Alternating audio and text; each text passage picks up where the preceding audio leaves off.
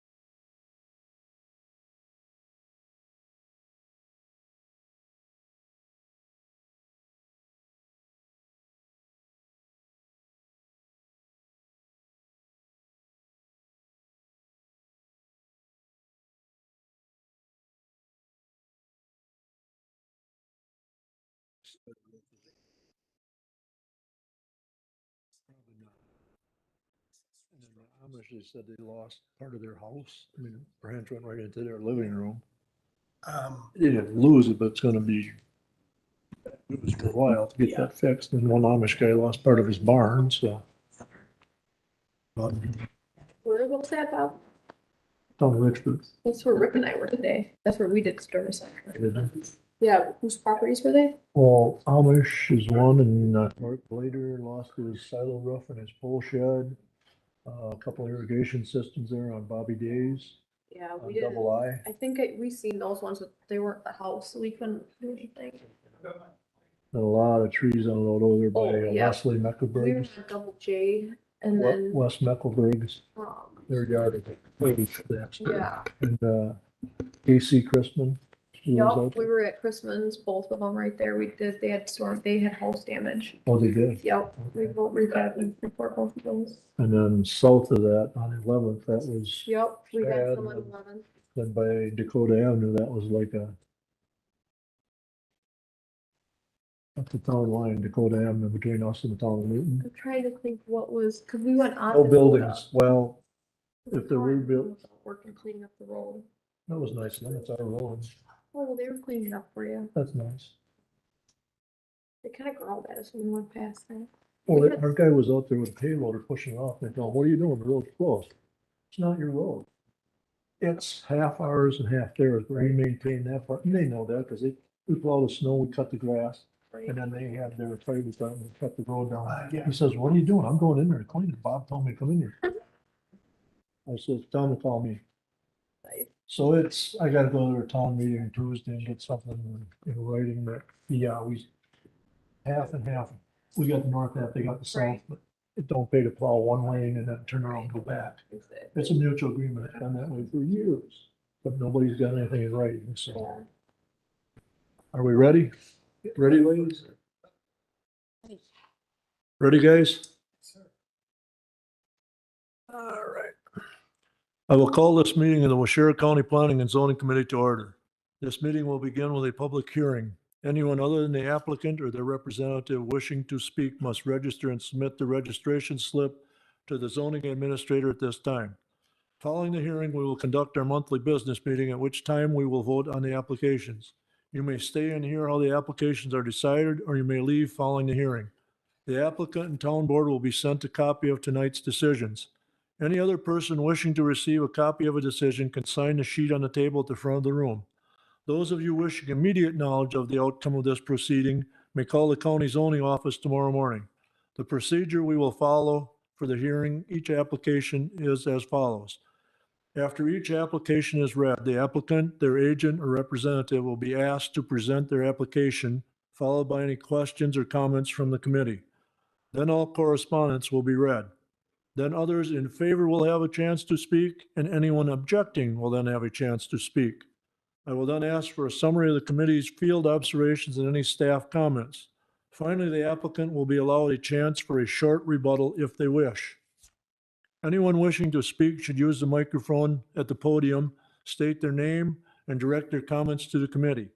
I ask that all testimony be kept brief, no more than 5 minutes, and to the point.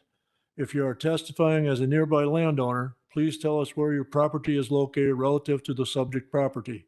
Tonight's hearing will be recorded, and the recording will become part of the record. Comments that are based on hearsay or secondhand information, as well as slanderous or prejudicial remarks, will be ruled out of order. The committee has looked at the properties or been provided with a good set of photographs, and the record will reflect these observations. Any person affected by an administrative decision of this committee has 10 days from the filing of tonight's decision to make an appeal to the circuit court. The county assumes no liability and makes no warranty as to legality of any construction commenced prior to the expiration of this 10-day period. I will now introduce the committee. To my immediate left is John Van Amergren, Bart Peterson, in the back, Pat King, and Dave Bossard, and I'm Robert Wadle, committee chair. And to my right is Todd Waller, and the ladies are taking minutes and running a show from the background. The first one we will hear tonight is a conditional use travel trailer for Brian Dujardine. I hope I didn't kill that. Neenah, Wisconsin has made an application for conditional use in accordance with sections 58-231, paragraph 17, and 58-454, paragraph 27 of the Waushara County zoning code to store a 2019 Jayco 24-foot travel trailer in the AG General Ag Zone.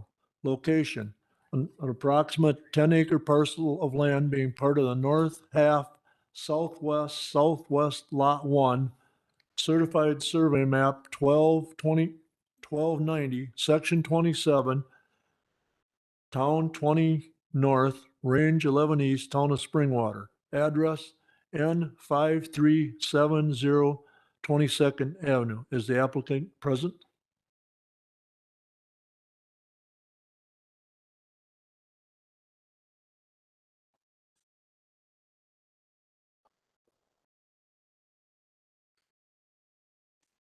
See if he shows up or, Oh, no, we can act on. okay, I know I've asked about it. all right. The next one, seeing that.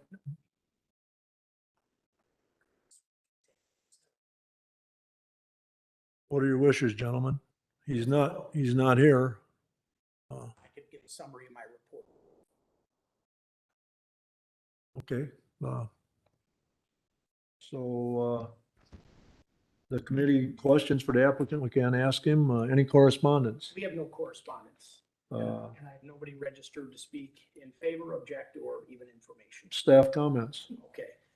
Everyone should have a copy of the final report in front of you, as well as some attachments. I'll just give a quick, brief summary of the staff report. It's that the applicant, Brian Dujardin, owner of the subject property, is requesting a conditional use to store a 2019 Jayco 24-foot travel trailer in an AG General Agricultural Zone within the town of Springwater. Everyone should have a copy of the packet. The subject property is known as Lot 1 of CSM 1290, which was created back in 1984. And the only records that we have on that property is an accessory structure that was approved in 2014. There was a conditional use for a travel trailer that was approved in 1985. However, it was discontinued at the request of the owners in 2018. Obviously now wishing to park a travel trailer back on the premises, and is seeking basically to situate it in almost the identical location of that was approved in 1995. I apologize. I did go out, and myself and Mr. Peterson, I attached a group of photos basically illustrating the entrance into the property, and then kind of a surround sound view of where the travel trailer is situated, and also its effective screening. Staff's reviewed this request and believe that the travel trailer is ideally situated upon the property and will be adequately screened from view given the existing vegetation and the distance from lot lines. The committee, I know the committee will be making a recommendation on this request later in the evening. Staff is recommending approval of the conditional use request to store a 2019 Jayco 24-foot travel trailer in an AG zone, subject to the conditions listed in your report. Anything the committee has to say or this time? There's a garage. Is there a bathroom in there by chance, or No, there's you don't not. have one? And, I've talked with Mr. Dujardin. He's going to be bringing a porta potty on site, so he will have to pull a sanitary permit, for a porta potty. Okay. Any other questions? All right, we'll move on to the next one. Next application, Rick Keller, Sheboygan, Wisconsin, has made an application for conditional use in accordance with section 58-236, paragraph 17, and 58-454, paragraph 27 of the Washera County zoning code to store a 2018 Forest River Hemisphere Light 35-foot travel trailer in the AG5 General Ag Zone. Location, an approximate 15-acre parcel of land being part of the northeast quarter, the southeast quarter, section 27, town 19 BN, range 9 east, town of Deerfield. Is the applicant present? Yes, I'm here on the video. All right. Would you state your reasons for wanting to put that travel trailer there, sir? Yeah, sure. First off, I appreciate you guys letting me do this by video. It saves me 4 hours of driving. But yeah, so the reason that we have it there is, we have a spot that we store the trailer here in Sheboygan. I'm not looking to store it there all the time, but sometimes we'll go up and then we'll want to be there the next weekend or whatever, and it's just nice to be able to leave it up there. I intend on keeping our storage area in Sheboygan as well. I don't want to store it there permanently or anything, but it's nice if we're going up there on consecutive weekends that I can just leave it up there for that time. Okay. The committee probably has a few questions. Do you know where the lot lines are for that parcel? I do. And has there been a recent survey? Oh boy, no, not really, to my knowledge. Okay. I've only owned the property for about a year now, but all the corners are staked well, and the lot line's staked out pretty well. Have you had any conversations with the neighbors, the adjoining landowners? I talked to Mike Bono. He's the closest landowner to us. Actually, as recently as this week, I've talked to him on text, and he has said that he had no issue with it as long as it was within the, setback, the 100 feet or whatever, the 100 feet setback. That's the only other landowner. I don't know who it is. It's the farmer that owns the field. Otherwise, we're surrounded by Mike's land. Okay. Have you talked to the town of Deerfield Town Board about this? No, I have not. Okay. A lot of times you go to them, and if it's in their comprehensive plan, it makes it a lot easier to, get things done. Not saying that we're not going to approve it, but it's always a good idea to talk to the town board. Okay. Does the rest of the board have, or anybody else have any questions or comments or concerns? I also have a question about the bathroom facilities, what their intention is. Yeah, so what we do all the time is we bring the trailer back and we dump the trailer at Kohler Andre here back by our house, or at the KOA over by Hancock for a backup thing. If that isn't going to work, we have a chem toilet that we have up there as well. But like I said, we don't leave the trailer up there all the time. So we just went on a trip even to Tennessee with it. So we take it all over and we dump it at, approved site. Typically, we don't have any water up there. Okay. Any other questions from the committee? Is there power back there? There is not. Okay. Okay. Anyone wishing to speak in favor? Yeah, nobody. Opposed? Nope. Objecting? Staff comments? Okay, everyone should have, once again, a copy of the staff report and a packet of photos.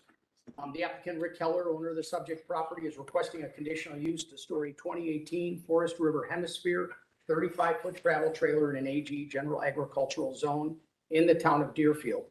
You can see from the attached photos, it's actually down a long private roadway, and then the subject travel trailer is tucked way back off of the private road, situated well more than 100 foot from adjacent property lines, and is effectively screened from nearby properties.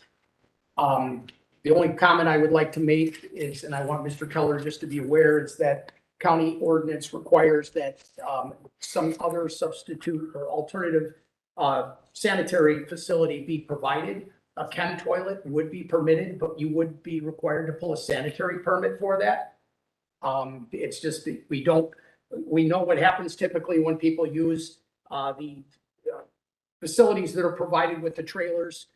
Typically, we find hoses connected to them and they're dumped in the woods. And we obviously want to try and discourage that. So while we know that the committee will be making a recommendation on this later in the evening, we are recommending approval of the conditional use subject to the conditions listed, and one of which has to do with the sanitary facilities. Okay. Did you have anything else to add, Mr. Keller? Yeah, I guess I just have a question with the sanitary permit. I guess I don't know how to go about doing that. If you contact our office, we can send out a sanitary permit application to you for a chem toilet. And it's, pretty self-explanatory, but we can get together, here at the end of the week, tomorrow, or even next week, and I can get you going on that. Oh, okay. That'd be great. Thank you. Okay. Thank you. All right, that concludes our public hearing on the applications. Roll call will show that all members are present. I would ask for a motion to approve the agenda as presented. So moved. Motion by John, Second. second by Dave. All in favor? Aye. Aye. Opposed? Motion is carried. Approval of the minutes of the last meeting. Motion to approve. Motion by Pat. Is there a second? I'll second. Second by Bart. All in favor? Aye. Opposed? Motion is carried.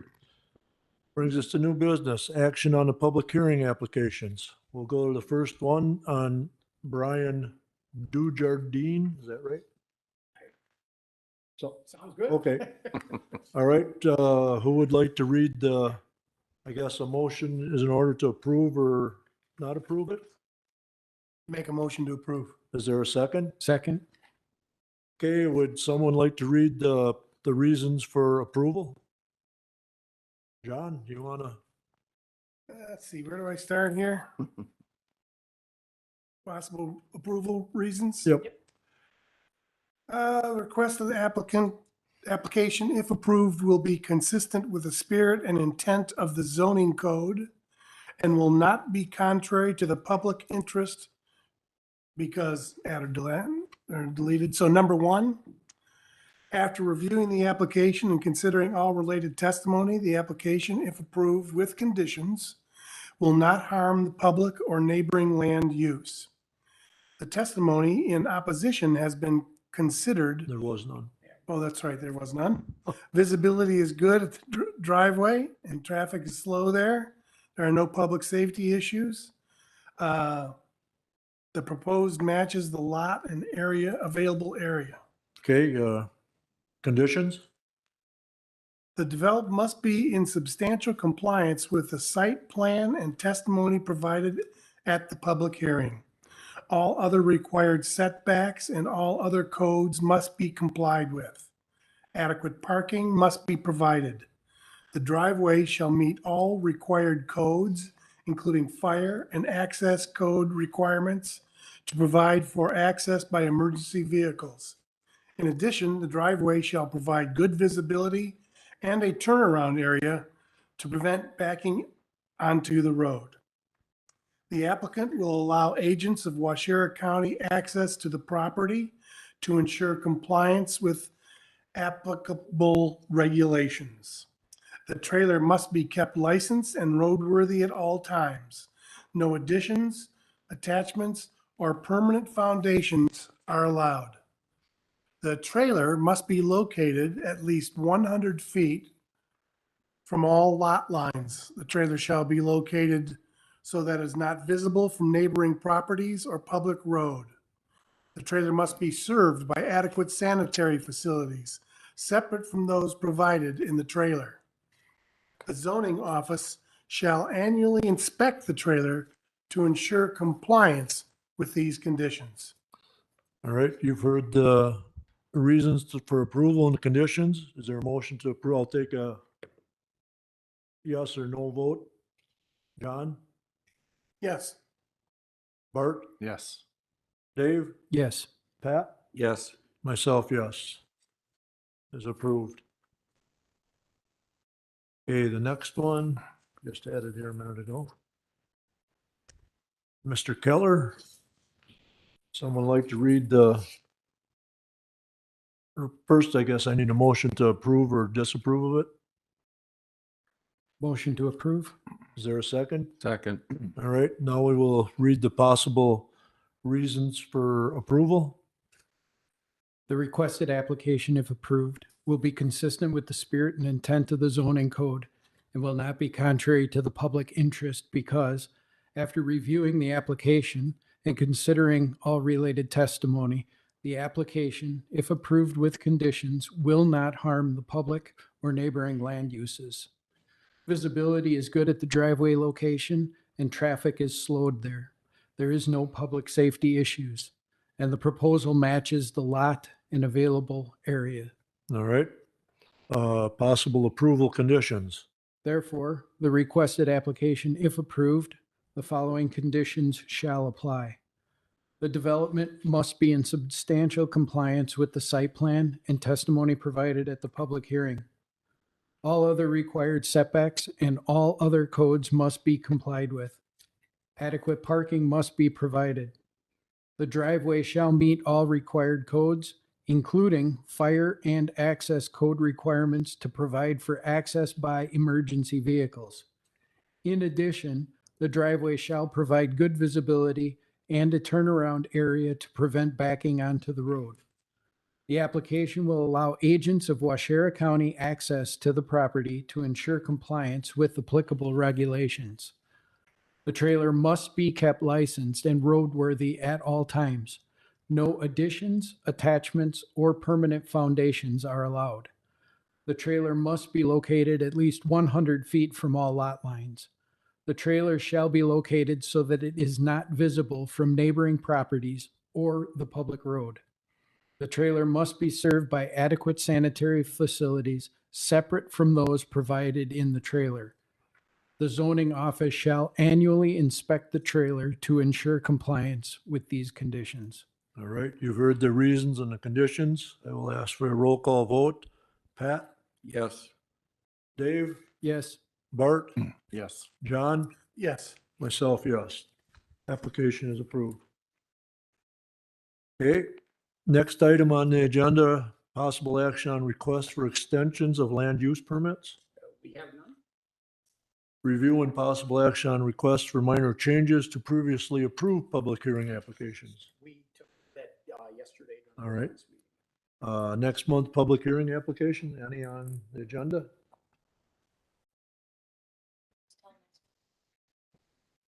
All right, and you gave us your report, financial report and data yesterday. That concludes our meeting. I'll ask for a motion to adjourn. So moved. We are adjourned.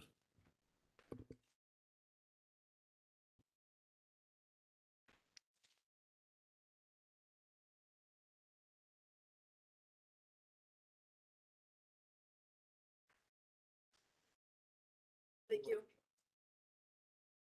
My little time sheet in there. Thank you.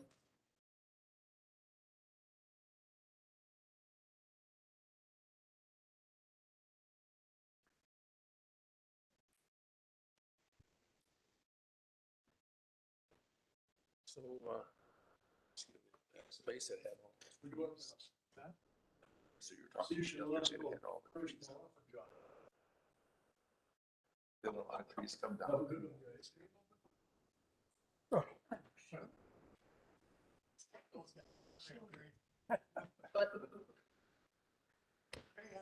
Pretty good, how are you? Still above ground. That's the main thing. Good enough. Hi. Come on, Patrick.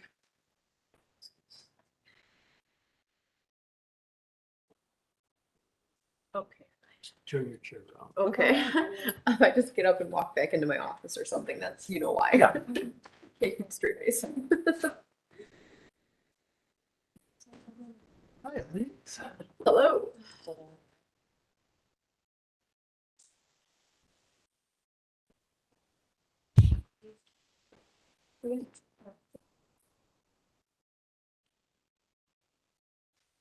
I guess I can put that up. Yeah, come on, Larry. Oh, yes. Right into this. Yeah, Chris. Can we start? Ready to start? Yeah. Okay. I'll call this meeting, is this on? Okay. I'll call this meeting of the Washera County Board of Adjustments to order. This meeting will be conducted in the same manner as the applicants heard by the Planning and Zoning Committee. Please remember to keep your comments brief and relative to the matter at hand. Since you have already heard some of this, I'm not going to say it again. It'll be quite redundant. Other than any other than the applicant or the representative wishing to speak at this hearing must have registered. Anyone who has not should do so immediately and submit the registration slip to the zoning administrator. The board has looked at all the properties and the record will reflect those observations. Following the public hearing, the board will conduct their monthly business meeting, which will be the same format as P&Z, and we will vote on the applications. You may stay and hear how the applications are decided, or you may leave following the public hearing. Any person affected by an administrative decision of this board has 30 days from the filing of tonight's decision to file an appeal. Such appeals are heard by the Washera County Circuit Court. Information on appeals is available from the Clerk of Court's office and qualified legal counsel. Counsel assumes no liability and makes no warranty as to the legality of any construction commenced prior to the expiration of this 30-day period. I will now introduce the board. Jesse Urban in the blue shirt, John Ben sitting next to me, Larry Tim all the way down at the end. I'm John Sirk, filling in as chairman, and you already know who Todd Weller is, and the ladies in the back who keep everything running as should. Straighten it out. So any person other than the applicant wishing to speak before the committee must fill out a registration slip, which can be found outside the south door, and turn them in here at the desk. Has everyone done that? Yep. Okay. Tonight, we have 5 applications before us for consideration. The first being a variance made by, just going to mess this up. I have them in order here.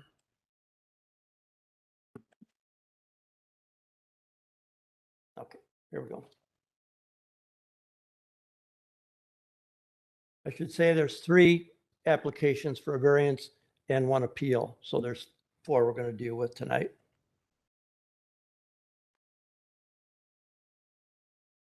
The first application is Catherine Dillaber. Am I pronouncing that correctly? Okay. Will the applicant please come to the podium and state your name? This is also Do you want to, workout. do you want to read it? Yeah. Okay. Submit an application for a variance in accordance with section 58-542 sub C sub 4 and 58-903 sub S sub 2 of the Washera County zoning code to construct a 6 by 30-foot covered porch onto a single-family dwelling to exceed maintenance and repair of an existing non-conforming dwelling due to water setback being less than 75 feet to the ordinary high water mark, limited to lateral expansion, only subject to further restrictions in a RS20 single-family residential zone.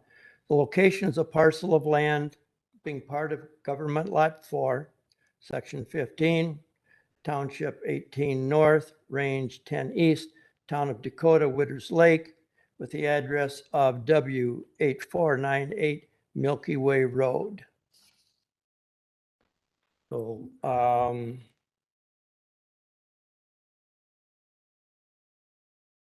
you explain what you would like to do?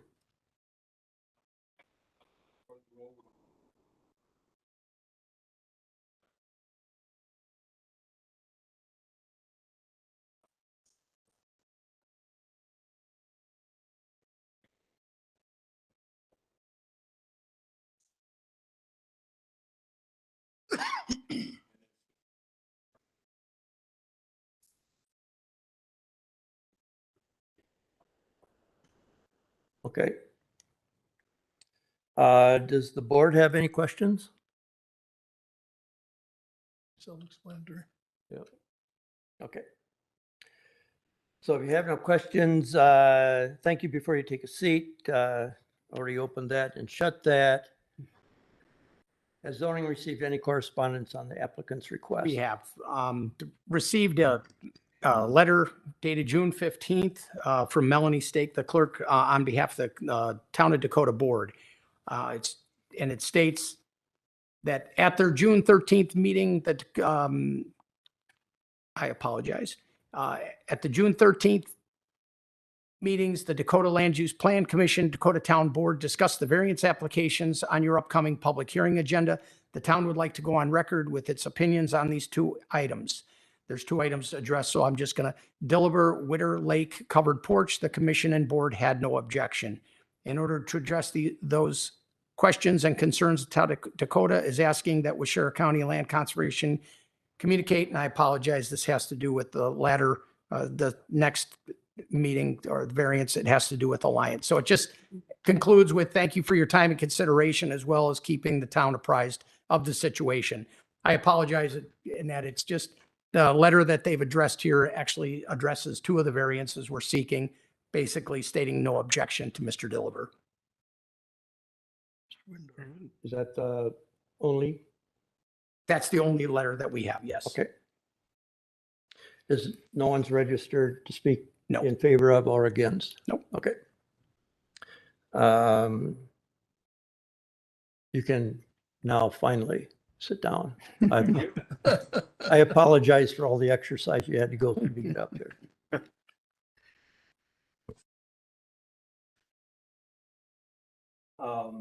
Would staff like to present their report? Yes. Everyone should have a copy of the final draft in front of them. Just going to give a summary of the request here is that the applicant, Catherine Diliber, Mr. Diliber, owner and occupant of the property, is requesting a variance to construct a 6-foot by 30-foot covered porch onto a single-family dwelling. This would exceed normal maintenance and repair of an existing non-conforming dwelling due to water setback being less than 75 feet to ordinary high water mark, limited to lateral expansion only, subject to further restrictions on a shoreland property in an RS20 single-family residential zone in the town of Dakota. I'd just like to point out the original home and sanitary both predate county zoning. However, we do maintain several records on the home and accessory structures. The zoning office placed the home on the county sanitary maintenance program back in 1974, as well as issued a land use permit for a boathouse in 2016. It should be noted that neither the existing home nor the existing decks meet the measured averages as determined from past on-sites. The home is set back only 41 feet from the ordinary high water mark.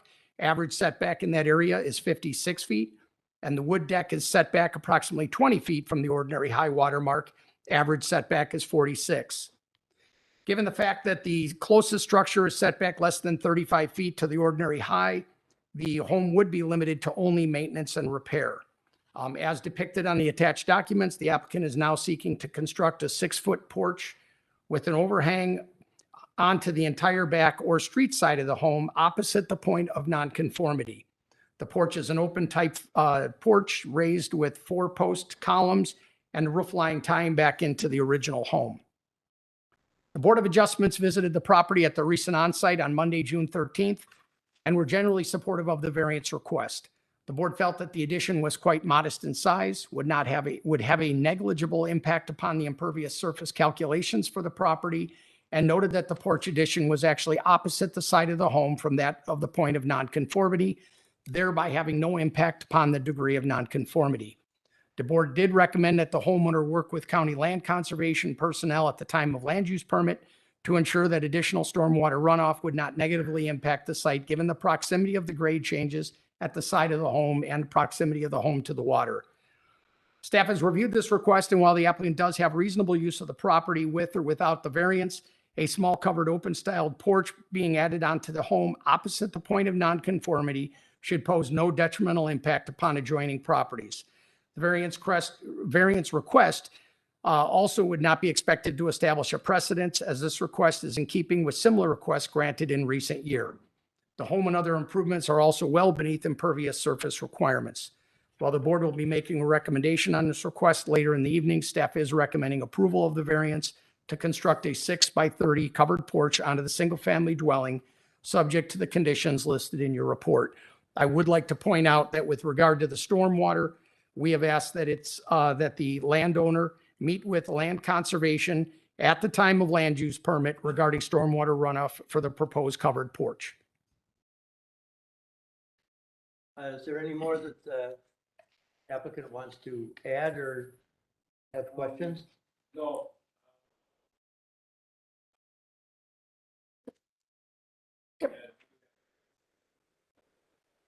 You can do that at the same time with the land use permit. We'll work with you. We have to do a standard erosion control plan as part of the building permit. At that time, most likely we'll ask that you install a gutter system with downspouts and most likely go into a French drain system. So pretty standard.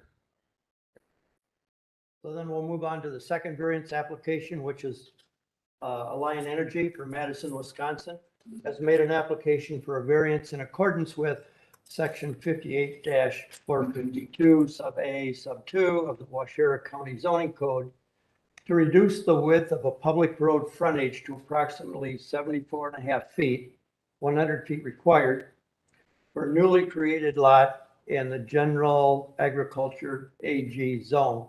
The location is approximately a 5-acre parcel of land being part of the southwest 1/4, section 3 north of Town Road and southeast 1/4 of the northeast 1/4, a part of east 1/2 of southeast 1/4, section 4, CSM 5918 and CSM 6244, section 3, township 18 north, range 10 east, town of Dakota. Is the applicant here? Oh, okay. Can you state your name and tell us what you want to do? I am a resource development project manager. Okay.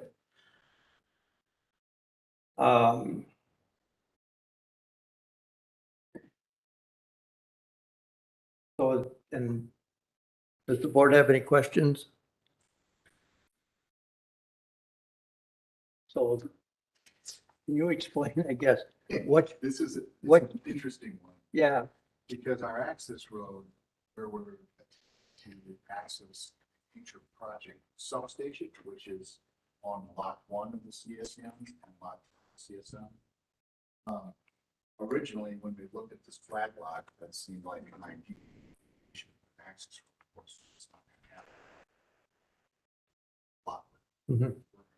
Easement, and we have a security easement with L&L Enterprises to access north of their, things you call our fill propane tank. Yes. Out there. Yep. So that's basically, we've secured that easement. So this variance of the lot width really doesn't have anything to do with our access road. Right. So this is basically almost like an identification of a lot. Boot, I guess, for lack of a better term, that probably should have.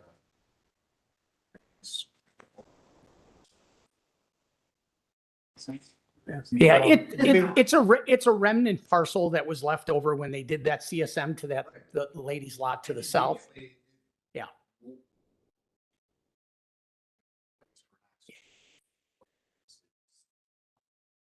Well, and her drive is actually, you're not going to be able to meet the driveway spacing, so. So your explanation, we understood that because we were at the site visit, but for the people here, they just needed to know why you were here, but it's basically changed, so. So you can have a seat now. Okay. Has zoning received any correspondence on the applicant's request? We have, and this is the second part of that letter that basically I read before, from the town of Dakota. It just says at their June 13th, 2022 meeting, the Dakota Land Use Plan Commission and Dakota Town Board discussed the variance applications on your upcoming public hearing agenda. The town would like to go on record with the opinions of these two items, and the item relative to Alliant Energy access frontage onto 16th Drive. It seemed no one took issue with the proposed reduction in frontage width itself. However, at least one area landowner expressed concern with the number of driveways on this stretch of road.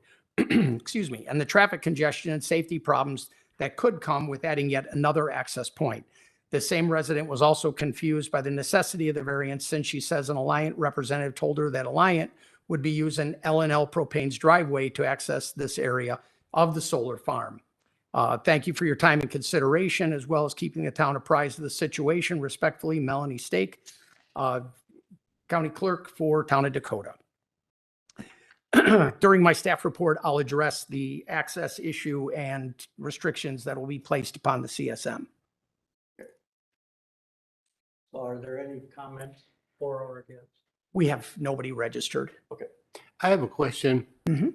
You said the width was 74.5 feet. The Yes, survey shows it as 65. and I apologize. Yes, that was an error when I wrote the report. It should be the variance is going to go down to, and I believe I changed it. If I did not. Yes, and I think I did change it in the recommendation that will actually go into the notice of decision down to 66 feet. That's what's shown on the CSM now. How much? 66 feet. That's what our, if you recall, Larry, before we made the text amendments, where we increased the width of our minimum lot sizes. I know, but the survey shows it as 65. Then we'll have to change the notice of decision in terms of the recommendation. It's whatever that remnant parcel is. I'm showing, Larry, on this, I'm showing 66 feet according to the CSM that I have, page 204. If you look at the meets and bounds, the south 01603 west, it says 66 feet.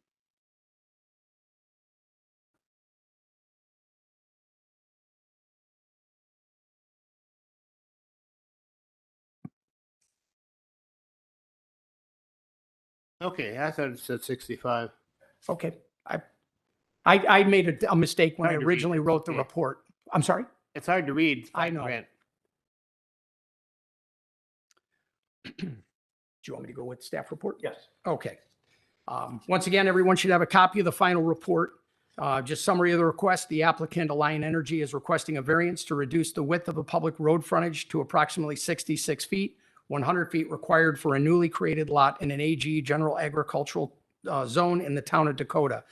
As many of you are aware, Alliant Energy received zoning approval in 2021 for a 624 active acre solar farm to be located in the town of Dakota. While the solar arrays are to be scattered on larger tracts of land situated primarily north and west of the airport, the substation was always planned for this approximate 23 acre area along the west side of 16th. It should be noted that the site chosen is actually part in the city of Wautoma. That's the north portion, lot 1. And that portion on the south, known as Lot 2, is actually in the town of Dakota or Washera County. As depicted on the attached drawings, the southern portion of the substation will actually be a smaller land division taken from a larger 220 acre parent parcel owned by GNL. We have now a copy of the site plan. I think we were all afforded that when we did the on-sites. I do have a site plan here depicting their preliminary layout. They are going to be taking access, shared access. I also have shared access agreements, of which I can once again pass out to the committee. Those were just handed me this evening. They are in for CSM as we speak. So we're in the process of reviewing this. So I will make sure that, the access restrictions, and I'll get to that kind of here at the conclusion of my report. But just want to point out that the board did visit the property at the recent onsite on Monday, June 13th, and were generally supportive of the variance request. Also present was Ben Tanko from Alliant. The only concern raised at the onsite was that regarding access onto 16th. And concern was raised due to the number and proximity of drives already present. It was pointed out that the substation will be actually utilizing the shared driveway through the L&L gas property located immediately to the north. And the board did recommend that access to 16th be limited and or restricted in the future from the proposed lot. Staff has reviewed this request. It does not believe the request should have a detrimental impact upon the public interest, as this was a remnant parcel left over when the land immediately adjacent was divided. Should be pointed out that the existing 66-foot lot width did meet county code at the time of the land division for CSM 6244. While the committee will be making a recommendation on this request later in the evening, staff is recommending approval of the variance to reduce the lot width of a public road frontage to approximately 66 feet for the newly created lot, subject to the conditions listed in your report. Once again, I'd like to point out condition under possible approval conditions, D, number 6. I put a condition in there that any future driveway out onto 16th Drive and or onto Countonville Avenue to the south shall either be via shared access drive or shall meet county driveway spacing requirements. No direct access onto 16th Drive shall be permitted unless spacing requirements can be met. And Will there be a permanent agreement with GNL for easement? Correct. That's what we have presently. I put that condition in there too, that should for some reason that dissolve. They obviously do have the discretion, I guess, to go to the neighbor and work something out with them, possibly a drive with them, or possibly relocate their drive so that they can meet the 75-foot spacing, or they can take access to the south. Good. That's right. They can take access down to Cottonville. Yeah. Anything more that you would like to add, or questions or comments? Being no more, we will move on to the third variance. I apologize for stumbling through this, but the person that's supposed to be sitting there is at home with a chainsaw without power and without water. Just don't laugh at me. The third is Thomas Catlin from Waupaca, Wisconsin, has made an application for a variance in accordance with section 42-7 and 42-86 sub B of the Washera County Subdivision Code to allow a land division without the proper frontage onto a public roadway in the RS-20 single-family resident zone. The location is a parcel of land known as part of Government Lot 1, Lot 2 of the CSM 45, Section 07, Township 20 North, Range 12 East, Town of Saxville, Long Lake, W4511 Shagbark Lane. Will the applicant please come to the podium, state your name for the record, explain what it is that you would like to do. I'm Thomas Catlin. I'm sending my family, my brother and sister. My parents' lot we've had since the 50s, from my grandfather. And we're trying to build a secondary family house next to our families are growing and my parents are getting older and land that was there was always for future use of vision to build that other house for. So, that's show what we're trying to. Okay. Does the board have any questions? Well, we were out there and took a look at the site, and there's no real driveway coming in that is passable, especially after a storm from last night, I would presume. But wouldn't it be easier to just run a driveway all the way out to the county road? Shagmark Lane, the fire lane, is maintained. 50s. Follows somewhere. Shagmark Lane goes all the way to Mid Creek, so there is an egress and ingress. Right. And that's in shared access through all 11. And they have no problem in the middle of the winter if they need ambulances or anything back in there, they can get in. Road is maintained. Yeah. It's maintained, by sites. We go through the fire safety and make sure that our trucks are doing it. It is right now needs to be trimmed down everything, beefed out, and maintaining the fireman.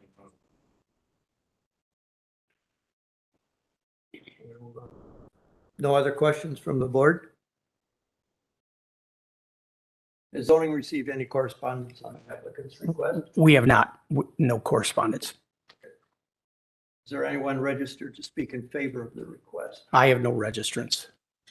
And nobody registered to speak Nope. in opposition? Okay, have a seat. Thank you. Would the staff like to present their report? Okay. Everyone should have a final version in front. The applicant, Thomas Catlin, owner and occupant, is requesting a variance to allow a land division without proper frontage onto a public roadway for a shoreland property in the RS20 single-family residential zone in the town of Saxville. I'm going to go through just a little bit of the history here. The property in question was originally part of Government Lot 1 of Section 7, which dates back several decades. The property then underwent a land division in 1970 through the creation of CSM 45. And you should have a copy of that within your packets, the original packet that was sent out. Should be pointed out that both lots 2 and 3 are still under common ownership of the Catlins. As depicted upon the attached documents and what was fairly typical in the 20s and 30s, the vast majority of those lake lots were and continue to be serviced by a private roadway. In most instances, the private roadways are far deficient in terms of their overall size and maintenance, and as well as their upkeep, as well as their accessibility to emergency vehicles. It should be pointed out that in most cases, the recorded easements for said roadways do not match the actual physical location. And this is actually one of those. And I pointed it out, if you look on various CSMs for the various lots through there, the roadway really meanders in and out of that easement. Presents a potential legal issue, for actual access. The applicant is now seeking to divide Lot 2 into 2 lots fronting Long Lake, as well as make minor modifications to the existing configuration of Lot 3 in and near Shagbark Lane. The new lots will maintain no direct access out onto a public roadway. While I have no correspondence, today we were, my entire staff and myself were out doing damage assessment. I actually was partnered with the sectional manager from the Wisconsin Emergency Management Team, and we went out and literally had to try and find our way through various private drives throughout the county. I had mentioned the fact that, and I said, how ironic, here it is, a tremendous storm. Most of the roadways that we tried to access, we couldn't even access. And or the landowners have literally took it upon themselves to cut swaths through the fallen trees that have gone through there. A pumper truck, an ambulance, even a rescue squad would never be able to get down those driveways today.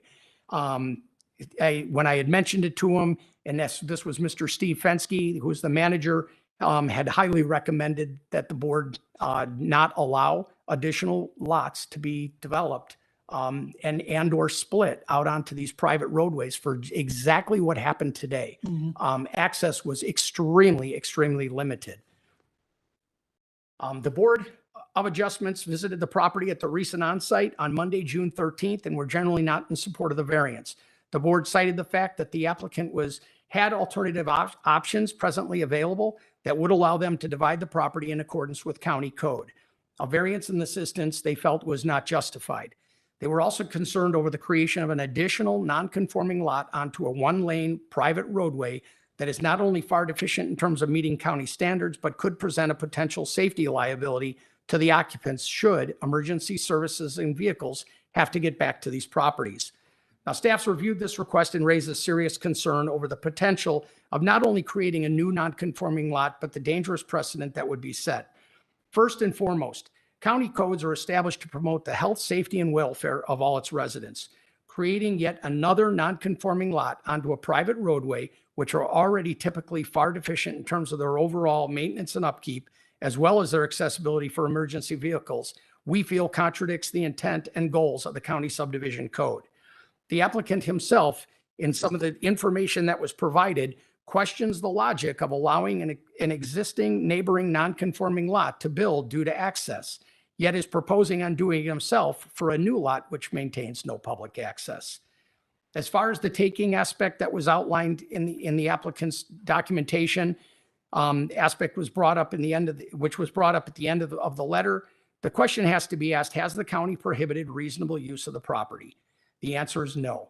The applicant has a home on the property and maintains reasonable use.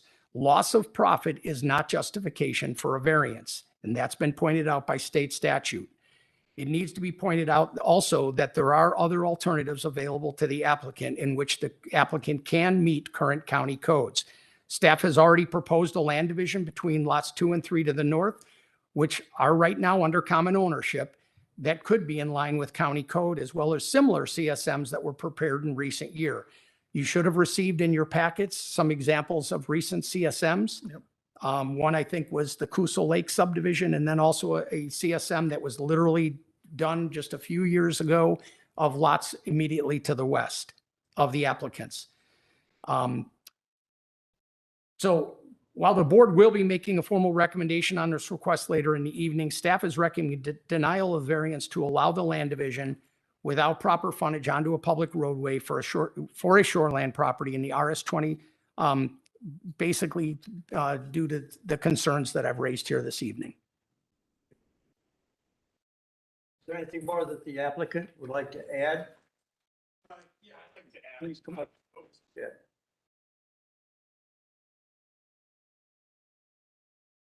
Couple notes. This gentleman. If we're making a statement about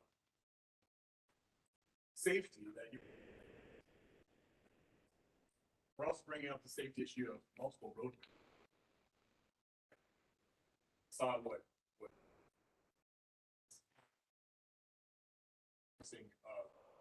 a landowner not allowing access to the homeowners lake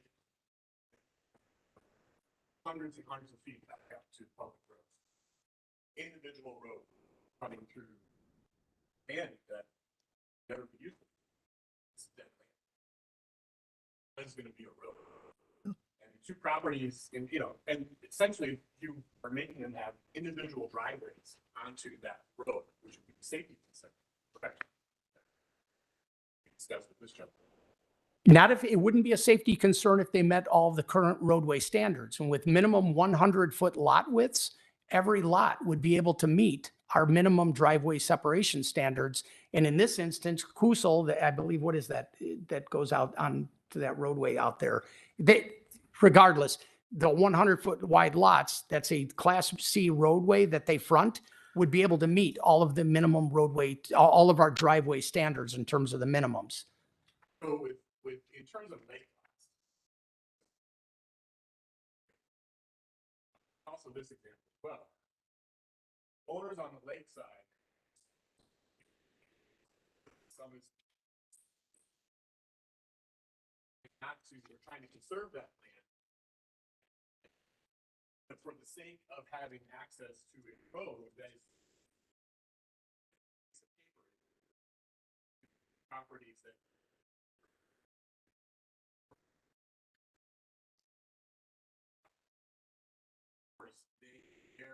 66. Correct. Never. No. Right? Correct. They were required to do that, yet they don't build the road. No, and here's one of the issues that we run into with these easements. These easements over time don't be the roadways aren't maintained. Vehicular access is terrible. And then one by one, the landowners drop from the easement agreement. And we as a county cannot require them to maintain that easement. That's a private easement maintained by all the homeowners. But this way, if somebody has direct access out and that easement for some reason gets erased or eliminated over time, they have direct access out onto a public roadway via their own property.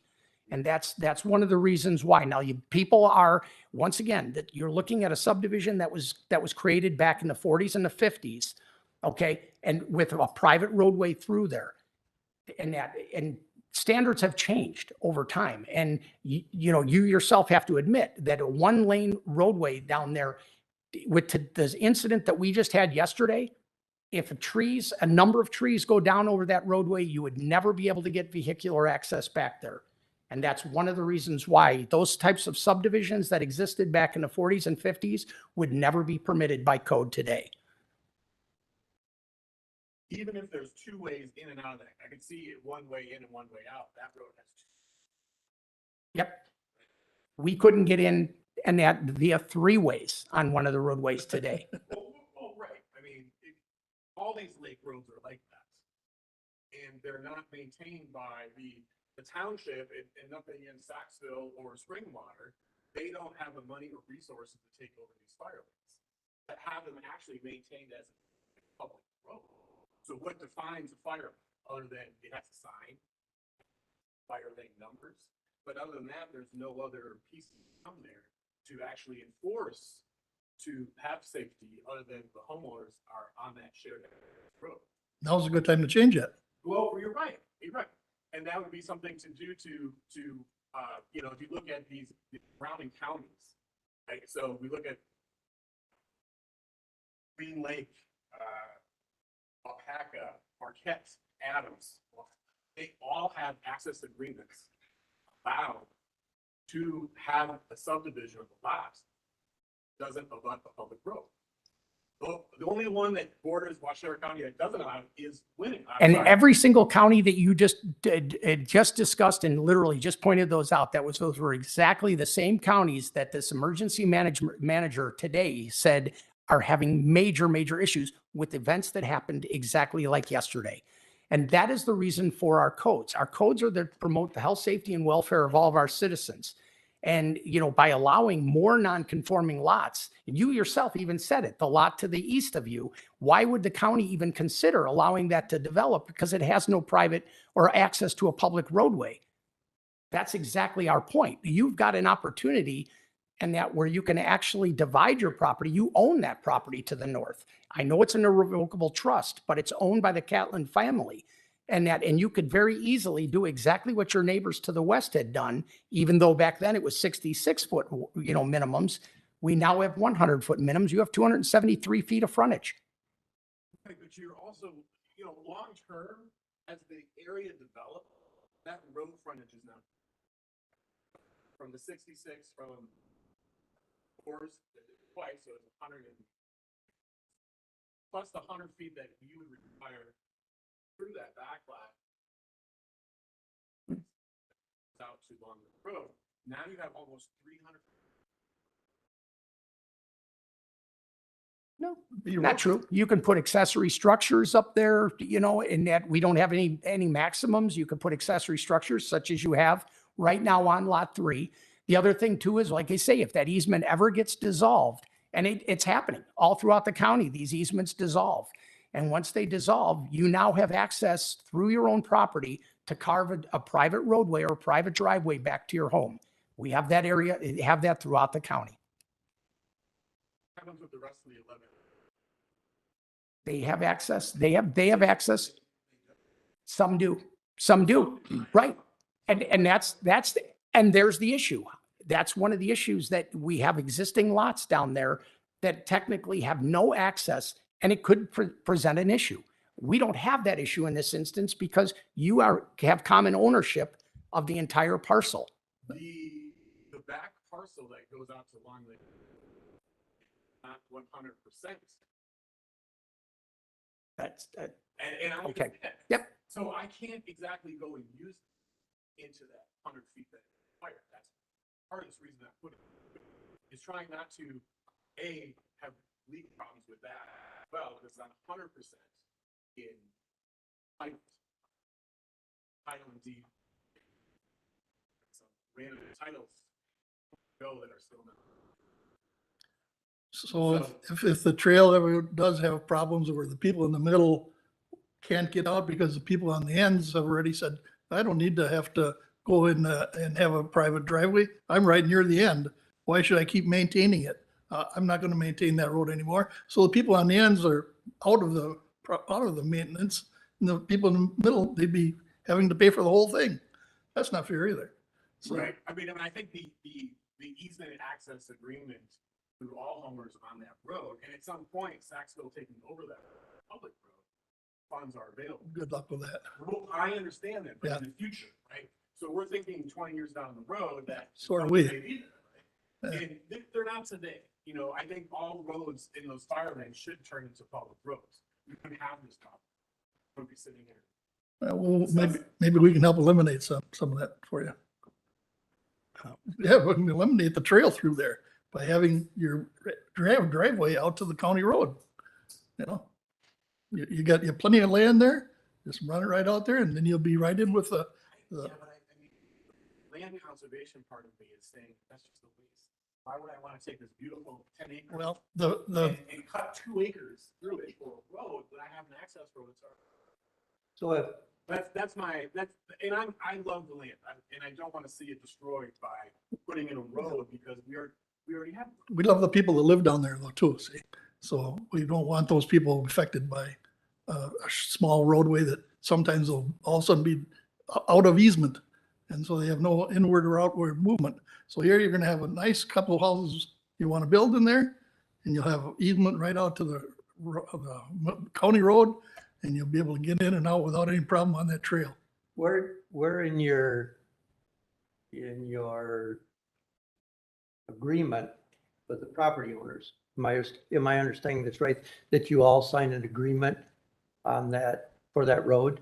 There is, well, from my proposed lot to the road, Yes. which you're calling the dirt trail, Yes. is only my cousin. That's it. That's the only one that I have. It's not, it's a. So agreement. so the other property owners, Have to come through us. okay, And it's nothing to do with them. This is just myself or family. so let's take the worst case scenario. So my background is 28 years on a volunteer fire department, dealing with your situation, which we hate because of access. So theoretically, in application, one of the owners of a different house than you, but has to go down that easement road, is on fire. You have access for one fire vehicle, whether it be an engine or a tender or an ambulance or rescue, one way in, one way out. So the first one in, if there's a fire, would obviously be the engine. Second one in is the tender. So he dumps his water and then he has to go all the way out to Long Lake Road. In the meantime, the engine runs out of water. The house is going to be lost, I can guarantee you, because you can't get enough water in that house fast enough because you can only take a truck in and take a truck out. So who stands the liability? Is That's- that, I don't know, I'm not a lawyer. That's my data is WebEx actually. So my question is, from the fire standpoint, which reverts to a safety standpoint, is an absolute debacle. Whether it's ambulance or fire or rescue or whatever, that road is absolutely insufficient. So my problem with this is, and knowing that you're not the only one in this situation. So where I live, half a mile away is the same thing. And I've talked to those people and said, you can only get a truck in and a truck out. So why not eliminate that and put in your own driveway? You also always have this secondary access of your road. I would think from a safety standpoint, you would want your own driveway. And I understand the conservancy issue, and I understand liking the woods, and so do I. And I understand conservancy, and I have no problems with that. But at some point, that has to be set aside and looked at practical application. Well, let's take, it's 1,400 feet from my lot, proposed lot, to Long Lake Road. Driveway width has to be 24 feet. 24 feet. Yep. How many trucks can come down a 24-foot road? But with your house there, there'd be room to maneuver. And now there's not. So you're gonna have fire vehicles, a rescue, and I'm using that as an example. I get your point. My point is, what happens if somebody says, nope, we don't want any more vehicle traffic down here. It's a private road. Granted, that would probably never happen in an emergency situation, but it can.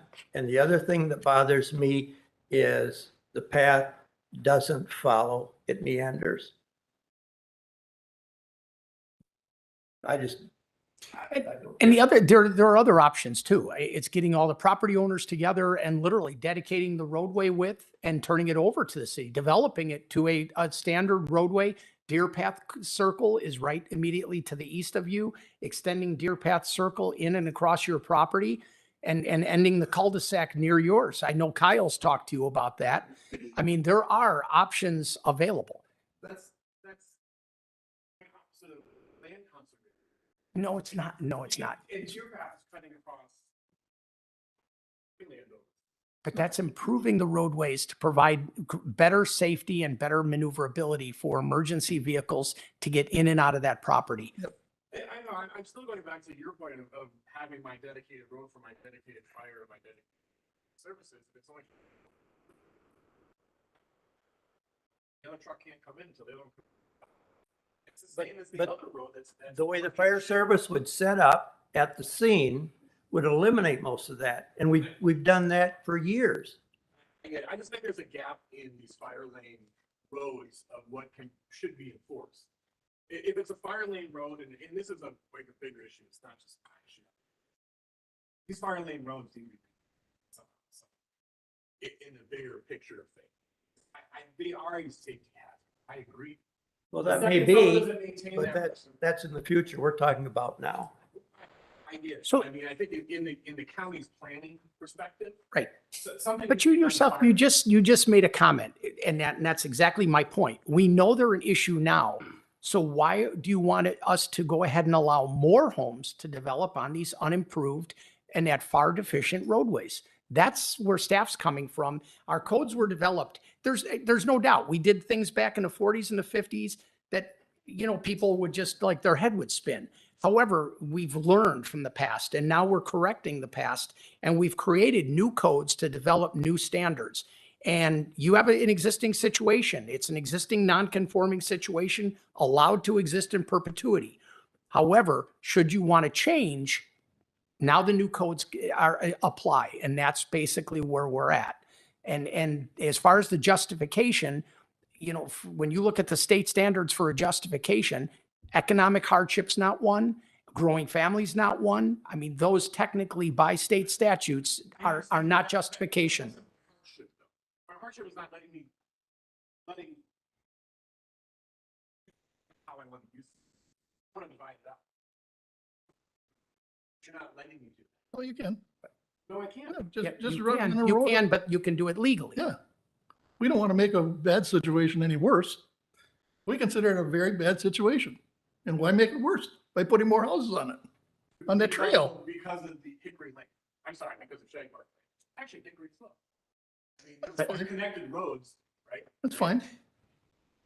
I mean, so the crux of this basically is the safety. That's the whole purpose behind the code. Public safety. If the road was 2-lane road,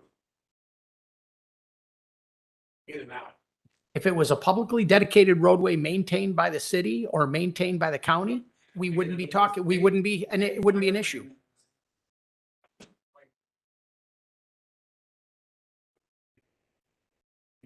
this side of the lake, that road is pretty wide open. And that road has. I think some of these roads are unique in these situations. That's where the unique situation has come up as. You know, and not allowing this because of a roadway that is half owned by us and half owned by our extended family next to us. That's the only ones that own this. That's owned to the north of us. That's not my problem. They can go out the other way.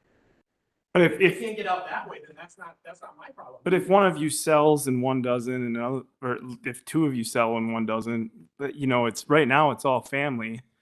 But at some point, if it's not, then all the options that you're describing go away.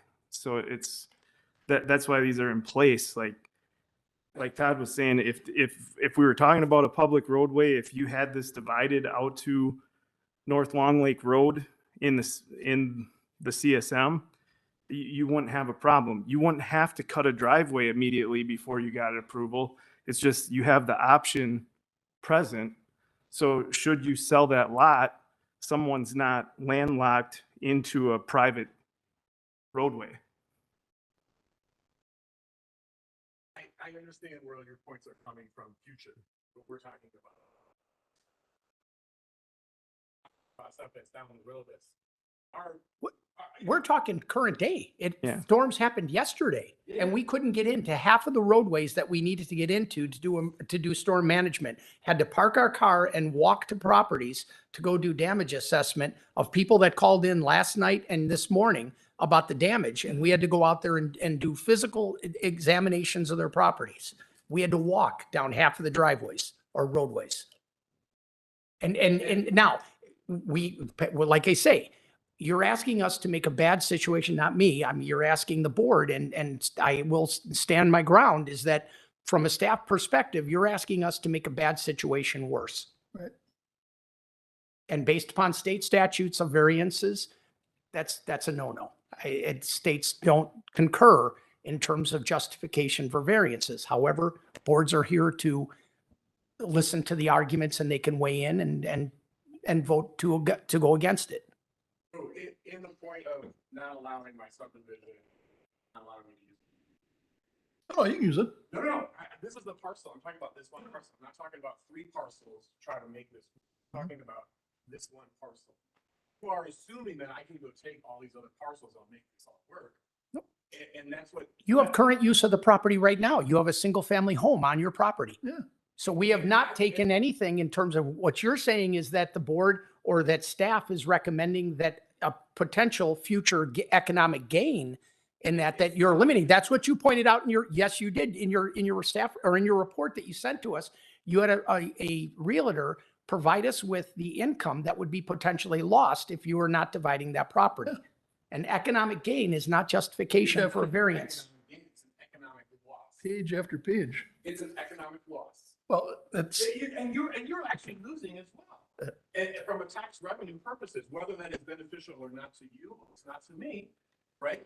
So it's in everyone's interest, assuming that safety standards were upheld and met. Again, if I had this 1,400-foot driveway that went all the way out and a tree was down, and you're trying to assess damage, you're still gonna walk through that. Yes. Whether it was this driveway or that driveway. Mr. Chair, I think we're exceeding our time limits for discussion. Thank you.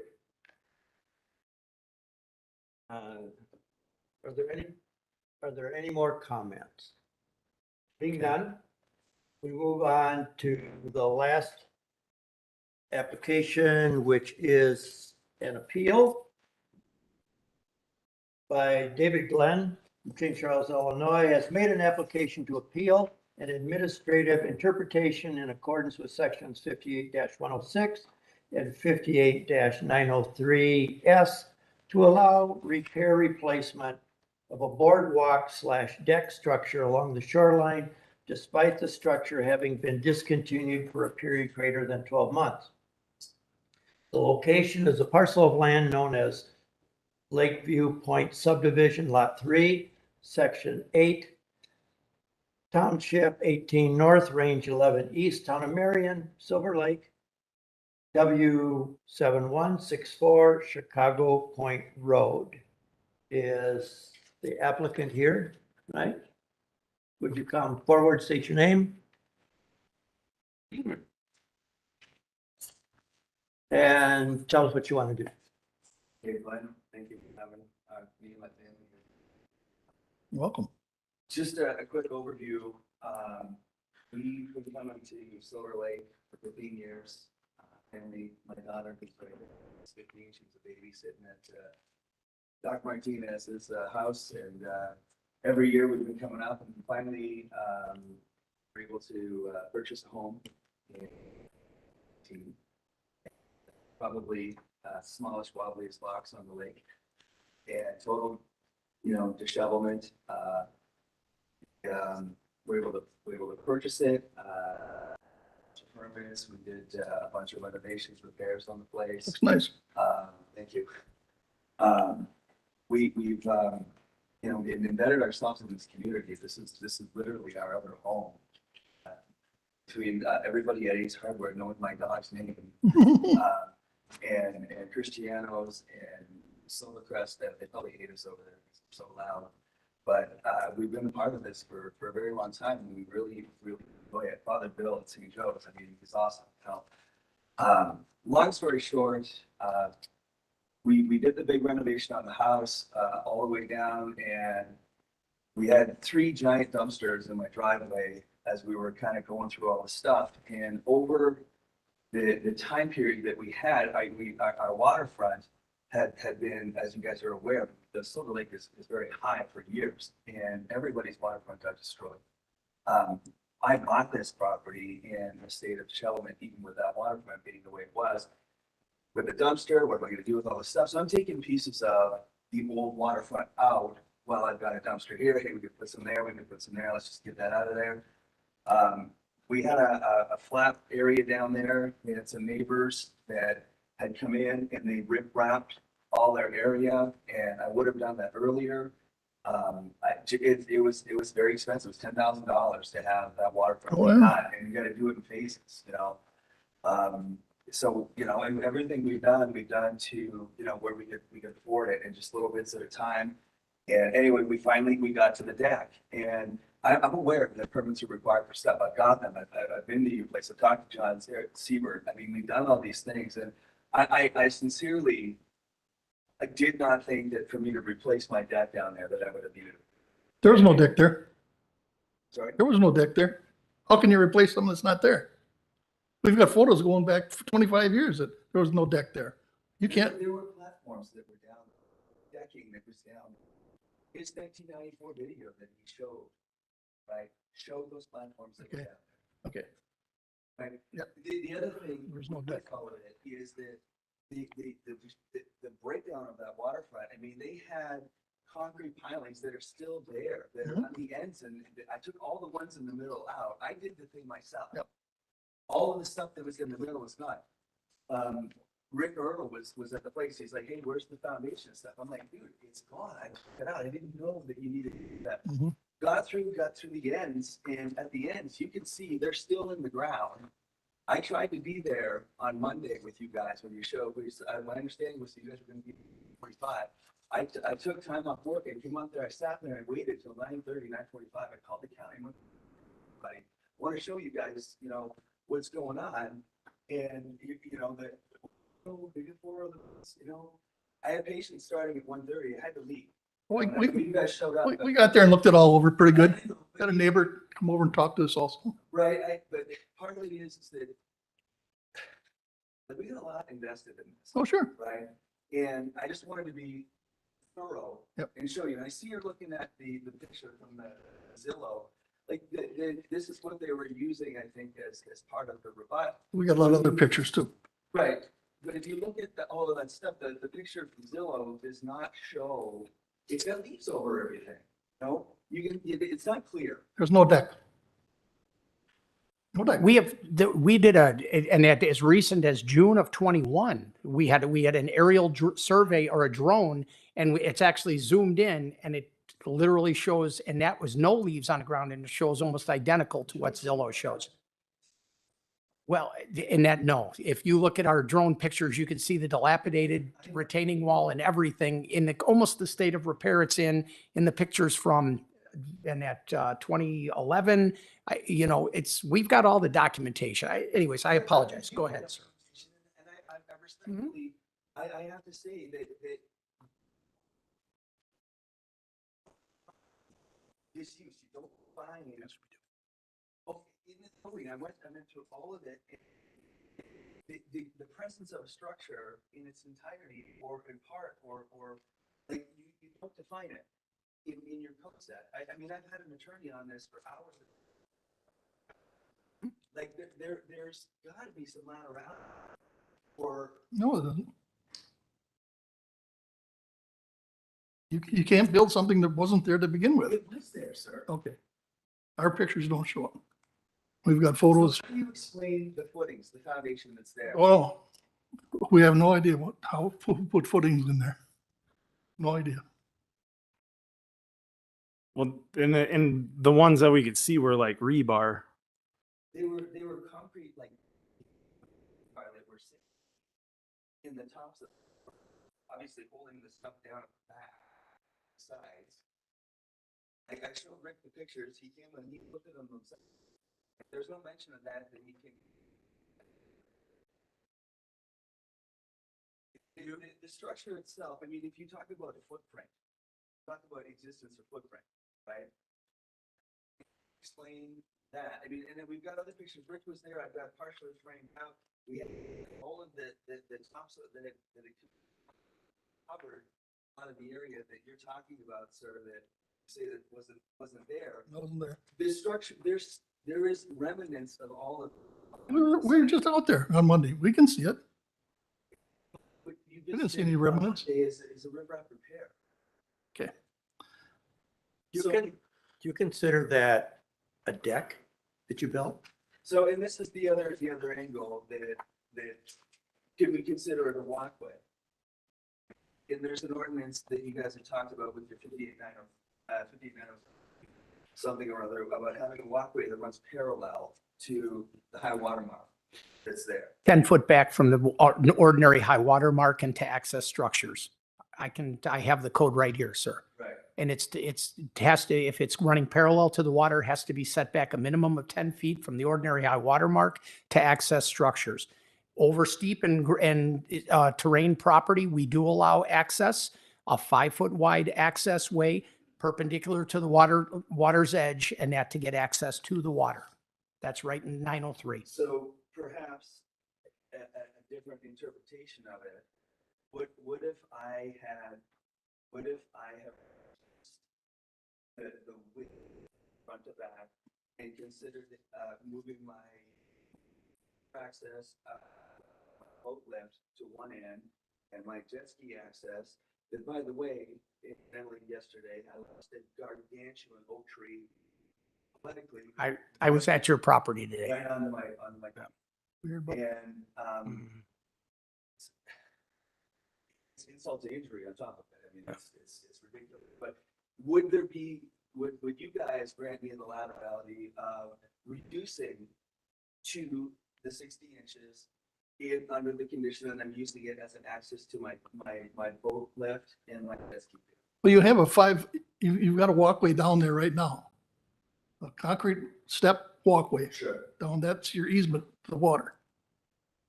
I mean, that's how you get down to the water, right?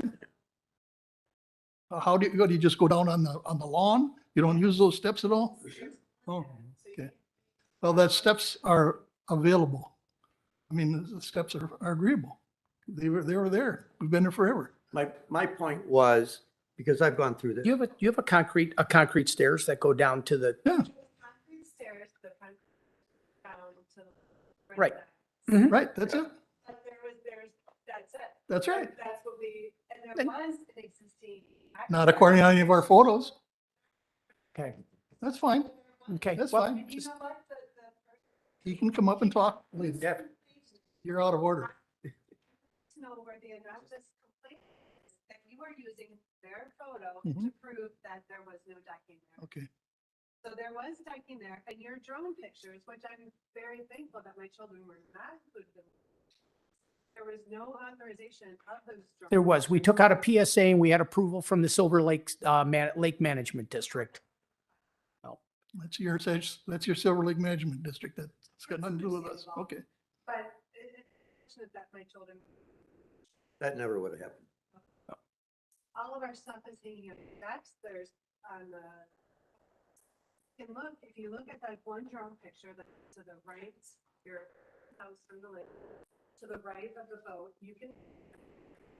There's a one section of decking, probably 5 foot by 8 foot. And I'm going to talk about that. And I've talked to your attorney about this. And I'm going to talk about that during my report. To say that there was no decking, because saying that there was a small. That was talking two different that things, was a ma'am. piece of peering or something that I can see. Yeah, there wasn't a complete 8-foot deep decking in existence in any of the photo. In It's any of the 7.5 photos. feet. 7.5 Close feet. to 8 feet. Yeah, so there was never any photos of the decking and so you like you're limited, even if there was decking there, you're limited to maintain the size that's there and what's actually there. And once it's not there for a year, it's as if it never existed. So there was no decking there for well over a year. Here we saw the pictures. And like you say, and I've talked to your attorney about this, and I was going to talk to the board during my presentation.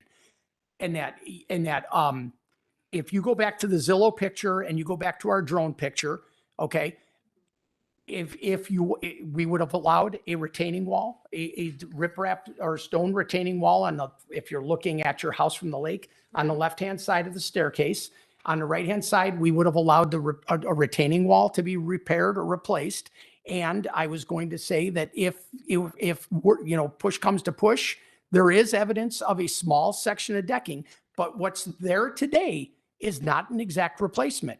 Per code, for a non-conforming structure for repair and replacement, number one, you're supposed to, and that have staff identify it and verify the size and location and pull a permit and get approval. That was never done. Wait, and then the other thing too is it's exact replacement. It's not a modification. It's not an enlargement.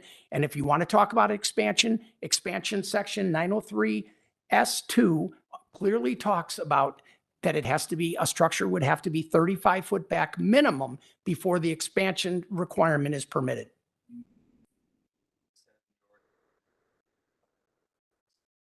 If the structure is, number one, has to be approved. Number two, it has to be in existence prior to 12 months or within that 12-month period. And it also, sir, has to have, and I apologize, it also has to have been verified by staff and approved by staff. So I understand that I have said. No, it's not upsetting. Because like we said, we didn't realize that we needed, like, as we said, that do not have a Yep. permit. Yep. So we didn't realize as soon as we found out, as soon as I had the man, the neighbor did not have the courage to come to our home and say, hey, look, this is not, this is not within times of whatever. Nobody did that. Nobody complain about it now because they have no courage to come to our house, knock on our door and say, this is not. Yep. They sent a letter to all of you and backing up, as soon as I found out that we needed the permit, they went down to the office, told everybody there that Rick said that he needed, we applied for the permit for instructor. I'm not sure, it's not clear what else then you want us to do. No, Because we ma'am, followed. it has nothing to do whether or not you pulled a permit. That's beside the point. That's beside the point. The Shoreland Code, and I'm going to go back and wait. The shore, no, I held it while we did additional information. Okay, Per Rick's notes on 9/23, a letter was. I cannot approve the permit because I cannot approve the, no, that's not it. Because it does not meet and ma'am, I'm the zoning administrator, and the reason why I denied the permit is because it did not conform to our code, which clearly talks about, But it's just chronic that on 9/20, you received an. and no. I did not call her back. She came here. She came here. But how do you? It's not anonymous. Okay. She comes right here. Calling all of you to complain about us. From a zoning enforcement standpoint, that's how we receive 99% of our non-conforming, or I should say our violations are through complaints from neighbors. That's 99% of our violations are reported to us by people in the public. The Shoreland Code, the Shoreland Code is all about preserving the integrity of our lakes. That's what it's about. It's about, wait, let me explain. We're trying to, the Shoreland Code was designed to turn the clocks backwards. There's now setbacks. 35 foot is supposed to be a buffer zone. It's a no man touch zone. It's supposed to be all natural. Silver Lake, yes, there's a lot of existing non-conforming structures and uses and things like that out there. But once again, we can't make a bad situation even worse. Allowing a non-conforming structure to expand in size goes completely opposite and detrimental to the Shoreland Code. The waters are here for us to enjoy, not just you as a lakefront owner, but they're here for the use and enjoyment of the public. And by eliminating habitat, waterfowl and habitat for animals along the shoreline, such as structures, such as a structure encourages runoff. Structure meet code. does not meet ma'am. the setback. So there's somebody on the lake that is up a wood. We're not talking about anybody else on the lake. We're talking about your application, okay? And by the way, you're David. What was your name for the record was? Megan? And Megan, a lot of times we have existing non-conforming situations. And like I say, you would have been allowed, if you would have asked Rick or somebody from the zoning office to come out and verify your conditions before you put a shovel into the ground, we could have documented exactly what was there, and you would have been allowed to replace that without coming before this committee, simply a land use permit.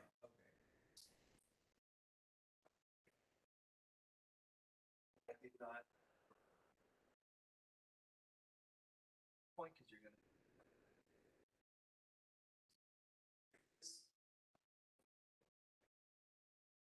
Structure. It's there still. Outside of it. Can't see it anyway now, unless we crawl underneath some stuff that's. No, it's on the end. It's 46 feet. Mr. Glenn, but the one thing too, if you look at the pictures, your before and after shots, and what, I'm talking about your shoreland pictures. I think you had submitted one. Yes. Now, I want you to notice where the end of that staircase, the concrete staircase is. Notice the gap between that and your alleged ledge. There's probably about a 5 to 6 foot area that now rests exactly at. So in other words, it's higher in elevation. No, that's for a principal structure to go up to 35 foot. You cut back into your bank. You've cut back further into your bank. You've enlarged the size of it. It is not an exact replacement. Therein lies the issue. An exact replacement would be permitted in that, but you have taken the liberty to absolutely. It would have been exact. We would have gone out. You would have been, based upon what I've seen on the documentation, you would have been allowed to replace the stone wall that was on the left-hand side of the staircase, the retaining wall, wood retaining wall that went from the right side of the staircase to your neighbors. And you would have been able, we would have permitted probably a 1 section area deck, 8 foot by 5 foot, whatever that section, but we couldn't verify that. We'd need to verify the location. There could have been a structure there back 20, 30 years ago. We don't know that. Well, It was with your drone picture. okay. 2021. But once again, The structure that's there cantilevering over over the riprap wall is not reminiscent of what you're alleging that structure is. What's there today doesn't bear any relevance in that, Okay, we're talking about, so then, obviously. but what's there is why you're here. Yes, I understand that. we're talking about, that's why I brought this up. We're talking about what is there today. So you have what, a 7-foot wide? Yep. Okay, that's a deck, that's a structure. That doesn't meet code. If you want to go back to the walkway, you can only do 5 foot, 60 inches. 5 foot. So are we talking the same language? Mhm. Oh. 5 times 12 is 60. I don't even know what that would be. I don't know what your point is. So we're So- gonna have a 60-inch section at the bottom of these stairs For a walkway. for a walkway. So are you saying then that what's built there now that goes from property line to property line? No, it's Or not. It's close? 50 feet. Close. Okay. So that's your walkway to where? I'm We going can to get a move. permit to put a building up. You got your other permits. It's just amazing to think that you didn't think you need a permit to put in a huge deck. It's up right now. And We're talking We're about not your talking about your neighbors. neighbors. We're talking about you. Megan. Hey, people make mistakes. Well, you and know? now we're trying to get it rectified. So, We tried to rectify it. Well, it's still there though, isn't it? Yeah. so listen, so would you consider it a walkway? 60 inches. I put take the center where out.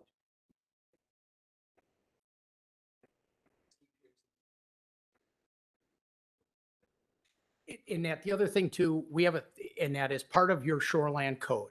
We also have what's called a visual corridor. Now, obviously you don't have vegetation there, but we still limit usage to 35% the width of your property. So any sidewalks, boathouses and things like that are all supposed to be located within what's called the visual corridor or that 35%. Example, have a 100-foot wide lot, you're allowed 35 foot as kind of your walkway area, boathouse and everything like that. You can't go and have a walkway over here and a walkway over here. Once again, the intent behind the shoreland code is to limit people's access to the waterways so that we can start getting natural land back for habitat and for the general public so that they don't have to see manicured yards down to the water.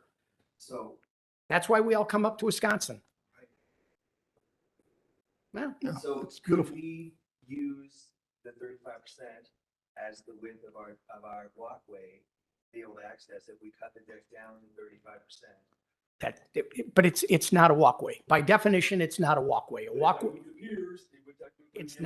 a walkway, sir, would be from your house to, and the code is quite clear. It's from your house to access the waterway with as little disturbance, shoreland disturbance as possible. It's right in the code. Okay. And 5 foot wide perpendicular to the water's edge. What is stopping me from cutting the 5-foot wide 60-inch section off, unbolting those side sections from the ground, putting it all on there? It's temporary. I can take it. Now you're going to be dealing with the DNR, and the DNR is going to have you pull it out because once it goes into the water, it now becomes their jurisdiction. No, you're saying about floating it. I'm saying It's just just like having it sit on the removable ground. here. Just Yeah. people have, they put. You can't, it's, if you look at our definition of structure, our definition of structure is a man-made device that is, and I can read it for you, but it clearly talks about that type of situation. It's either permanently or non-permanently or even temporarily on a property. It still needs to meet our setbacks. And a structure setback has to be setback 75 Todd feet. and Chairman John, Yes. I think we've had a lot of discussion on this. And I think we're off subject. Yeah, I think we're off subject, and I think that after the decision is made, if they want to come in and talk to the zoning folks at that time, after a decision's been made by this board, they're welcome to come in and work with you. And we still have correspondence and we also have registrants that would like to speak, Good. so. Yep. Okay, let's move forward. Yep.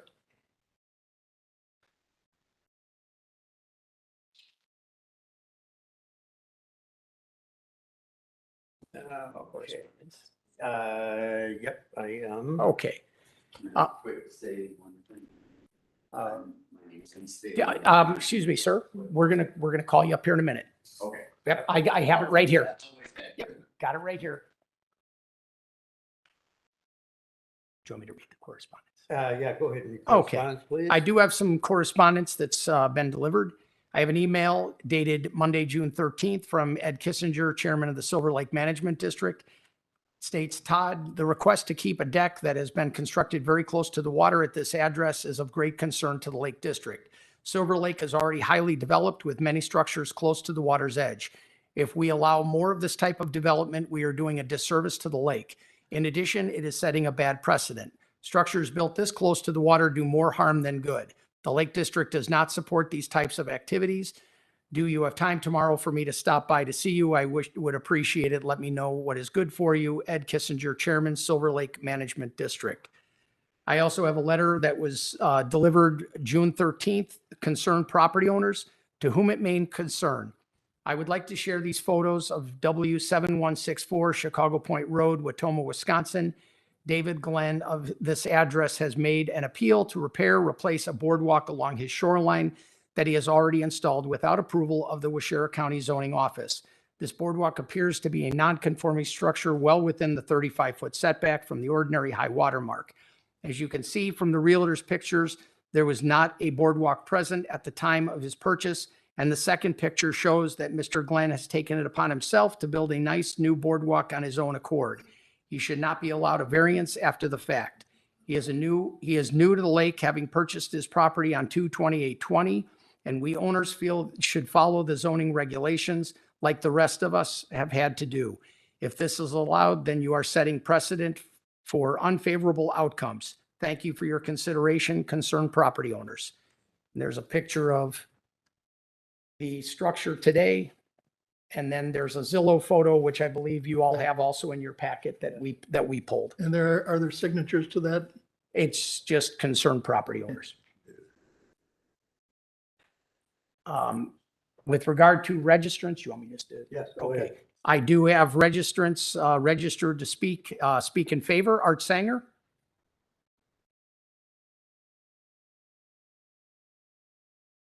Just state your name and.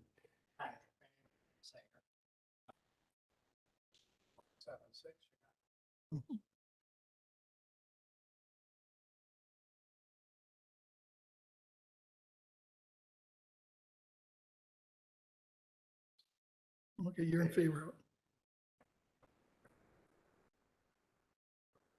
Yeah, they've done great there.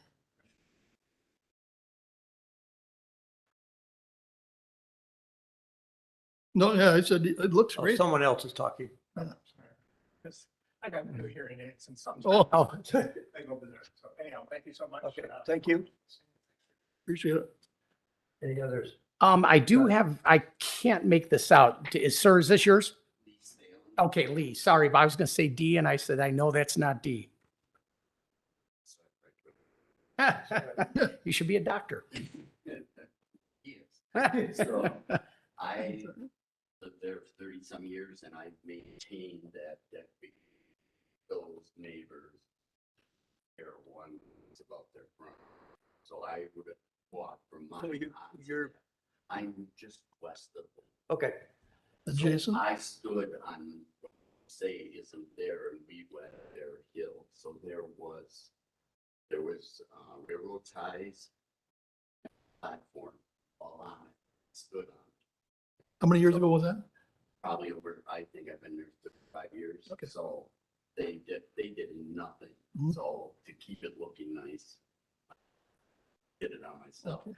But the time we had sand, When was the last time you maintained it? That deck? It wasn't within the last year, was it? Okay. 12 months. So that's a big part of this. Because anyway, so we had sand forever. Sand. Then all of a sudden the water came up. Now these things are starting to wash and break over. Yeah. I was the one that hauled them out. Way before they. So Good. this is a huge. It's just. But those railroad ties are gone before the last 12 months, right? No, The railroad ties were there within the last 12 months? yes. Yes, and. You that- personally hauled them away? No, no, Well- but as the things would break off in chunks, I would haul these chunks out. Okay. In fact, this last spring, I hauled one out. And pipes, I just pulled the last pipe out. Spring. Funny, some of that stuff doesn't show up on a photo, but who knows? I still have that pipe you want. No, don't need to fight. I'm just gonna. Okay, but this, and then especially after this tree thing today and the storm. Thank The you. right thing and just. I Skip understand. over this, they've gone through enough. It looks so good, and these people that are complaining, it's not right, the lake changed over the last 3 Well, the Silver Lake Standard, water. Silver Lake Sanitary District is complaining about it. Silver Lake Management District is complaining about it. So you can't say that all the people think it's great. We haven't, It is. yeah, It really I is. realize that. Aesthetically, And- maybe. and they've gone through enough with That's this great. storm, Yeah. so- All right. Okay. Thanks, Liz. Okay. All right, thank you. Are there any others? No. Okay, so would the staff like to present the report? Okay, everyone has a copy of the report in front of you. The project history, what I did there is kind of outlined this, where we started and where we are today. I'm not going to reiterate everything. A lot of it was kind of talked about here. Just in terms of the recommendation, I just want to say that staff has reviewed this request and believes the zoning office acted responsibly and justly in the issuance of a non-compliance letter and direction to remove said boardwalk or deck. In support of this position, the first question that has to be asked is, was there even a structure there? Based upon the supporting photos and the referenced evidence, we do not believe a structure ever existed at that location or at least existed in the past 3 decades. And I'm going to reference the fact that a structure such as what's there today. Should, however, the board believe that a structure did exist at that location, then the question has to be asked, does the county's time limitation for repair or replacement as referenced in the county shoreline code apply? We believe the answer to that is yes. While the attorney and that Mr. Glenn cites section 58903 S2B, which does reference principal structure, I'd just like to point out that is a subsection of 58903 S2, which clearly states that, and I'm going to in quotes, in addition to the general provisions listed in subsection 1 above, the following shall also apply to all non-conforming structures within the shoreland area that do not meet the required setback. Therefore, under 58903 and subsection S2B3, in quotes, the use of structure has not been discontinued for a period of 12 months or more, end quote, comes into play. The attorney also referenced unambiguity. As to the unambiguous content of our codes from previous court cases, corporate counsel has weighed in and does not believe the referenced cases are applicable as our codes are quite clear. Per section 58903.13, riprap shall specifically be designed to stabilize the slope. The deck cantilevering over the riprap does nothing to stabilize the shoreline. In addition, any structures such as that must be approved by staff, which was not met. Furthermore, county shoreland codes have been certified as being in compliance with NR 115, which per department, and in parentheses DNR statutes, riprap is further defined as clean field stone or quarry stone with a diameter of no less than 6 inches and no greater than 48 inches. Corporate counsel also references our definition of structure, which clearly envelops decks, piers, platforms, and walkways. Upon review of all correspondence, photos, reports, and evidence, corporate counsel also believes that zoning office interpretation and enforcement of the code was correct. While the board will be making a recommendation on this issue later in the evening, staff is recommending denial of the appeal of an administrative interpretation of the Washira County zoning code to allow repair or replacement of a boardwalk or deck structure along the shoreline of the property, despite the structure having been discontinued for a period greater than 12 months. Okay. Is there anything more that the applicant would like to add or comment on? But you have to come up, sir. So there was a couple affidavits that my attorney signed Yep. by some. Those were all sent? They're testifying that there was material that's there, the steel is there, you know, establishing the footprint of the deck itself. The other thing,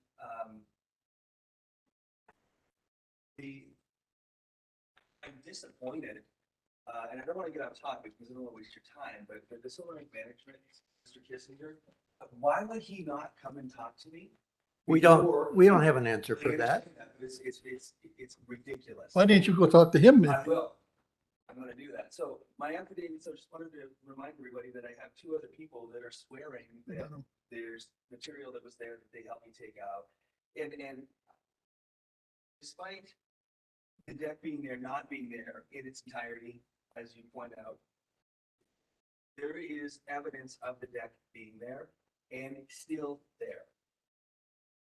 We're not disputing that. You do provide photographic evidence of footings of some sort.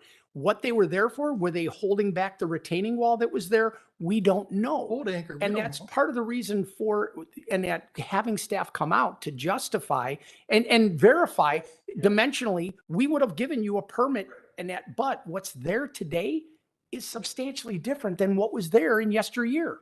So if you look at those footings that are there, 6 inches apart, right, and they're 6 inches, 46 feet side to side. So my deck in square feet is smaller than what would have been here that is depicted in this picture. That deck there is not 8 foot wide. That deck there is not 8 foot wide. We have a shoreland video and a shoreland photos that we took back in 2011 that show your property and your next door. Wait, No, I'm just. in the 2011, and that we did shoreland pictures. Yep, You, it's in you there. have it. It's in there. So in those photos, and we took your next door neighbor's photo, you can see their 5 foot little ledge, that little white, 5 foot walkway there. And that goes back to videos, and we have pictures of that dating back probably 15, 20 years. Once again, an existing non-conforming. That structure was higher in elevation than that, and we were able to see the surface of that deck. I can go pull up a picture, but you can see the next door neighbor's surface, yet this structure is lower and you can't see the surface of what you're alleging is a platform. The 2011, our 2011 video, and here, I'll be more than happy to share them with you.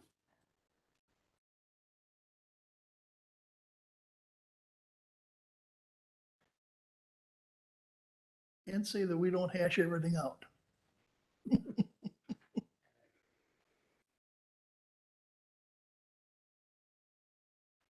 Still, it's not proved.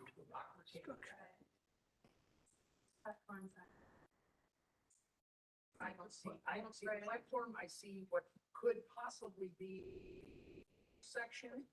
I don't see anything. No. I don't see Sir? that's 50. Sir? 50 some feet. Step off of my tree. There's no platform. There's no platform. You can see the grass is coming down and actually hanging over the retaining.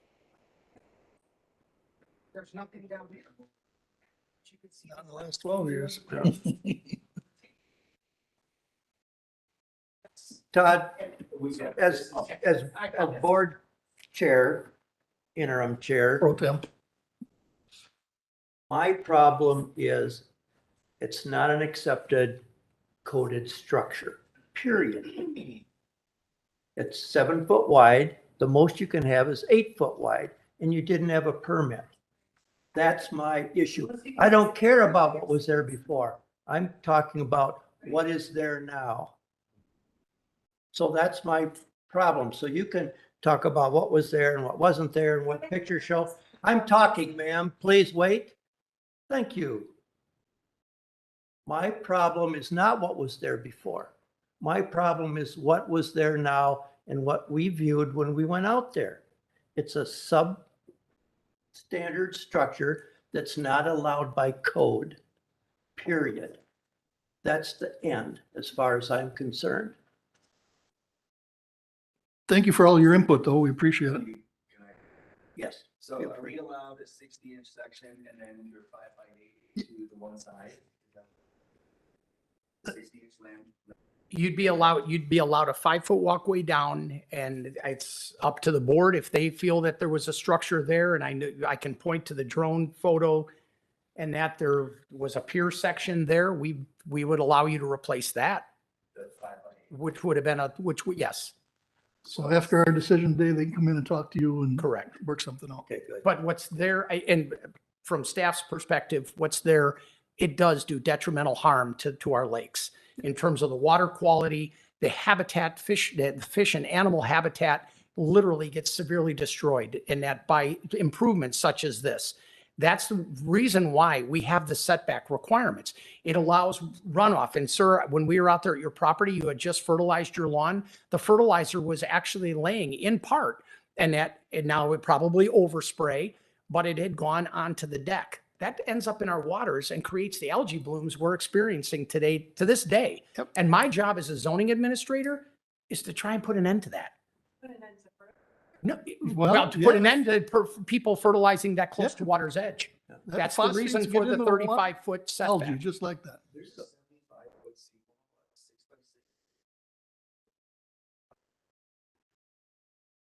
But once again, if it was an existing non-conforming structure and that person came to this county, we would allow that because once again, state statutes state that if it's an existing non-conforming, you're allowed to maintain it in its three-dimensional envelope in perpetuity. If I would just, first of all, I owe you an apology. I accept your apology.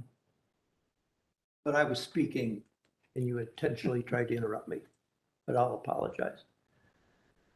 So as of last Saturday, I gave up my position on a lake management board as chairman. So I've been on that board for 15 years. We would never, as a lake district, voted to allow what you just did because of the detriment to the lake and because I get a permit. We would never have allowed it. So moving forward, what do you suggest I do with the fact that I can have, like, can I put level flat? Why don't we? Yeah, I think that's up to Why the don't court. we cease this? We'll go into our business meeting, and then if you want to come into zoning and discuss that with Todd, I certainly would welcome that. But for right now, it doesn't really, what you want to do doesn't play into what our decision will be.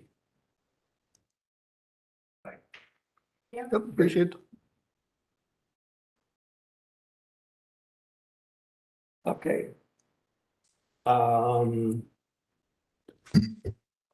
So I need a motion to adjourn the public input. No, call to order. No, we aren't there yet. No. Okay.